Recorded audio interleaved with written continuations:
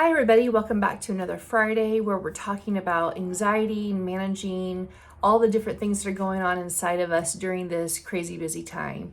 And I wanted to talk about, really give you a journal opportunity, something that you can work through as we get ready to go through this holiday season.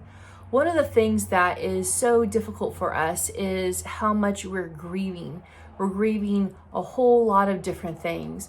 We're grieving from the entire year just being turned upside down and still attempting for many people to get our feet underneath us. We're grieving online school. We're grieving loss of traditions and celebrations. We're grieving not being able to have holidays the way that either we've always done it or be able to get together with family and friends the way we had planned and hoped to be able to do, not just this year, but in how we've done it in years past. There's so many things, and that's not even touching the people that we've lost due to COVID. That's not touching the people we love that are still sick and suffering from it. That's not talking about those we've lost that's not due to COVID, but because of COVID, it's made it harder to be able to really get together for a memorial or a funeral. There's so many different elements of this, and it's layered upon layered upon layered. And so I just wanted to give you a little bit of a journal opportunity to be able to work through some of the things that you're working through when you're in life to help prepare you to go into this holiday season in a little bit different way. So I want you to take out a piece of paper, and I want you just to think about and then write down the answer to this question. The question is, what losses will you be carrying with you into this holiday season? What losses will you be carrying with you into this holiday season? Go ahead and take a moment and write that down.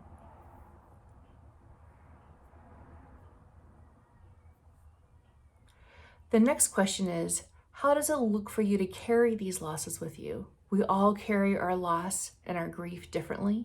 So how does it look for you? Go ahead and write that down. How does it look for you to carry your loss with you?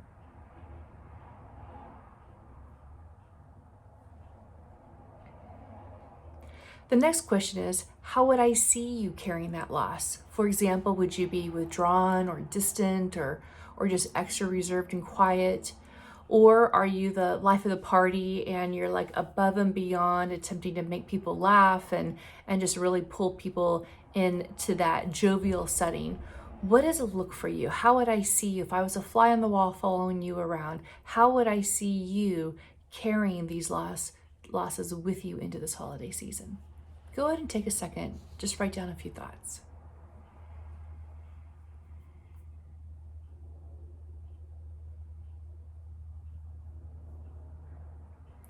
And lastly, the last question is, how do you want to carry these with you? What would it look like to change that, to be able to look and say, this is how I know I do it, this is how I would like to do it?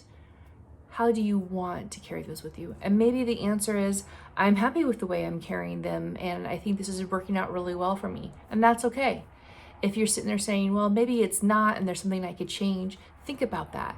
And then at the end of all this, just really pray and ask the Lord to be able to not only continue to comfort you through this time of grieving, but to really ask Him to help you be who He's called you to be during this time. There's always something more that we can learn and pull through during these really difficult times.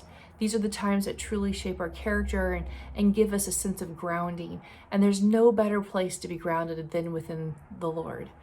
So I just hope and pray that this is something that's been helpful for you today, and I'll see you next weekend.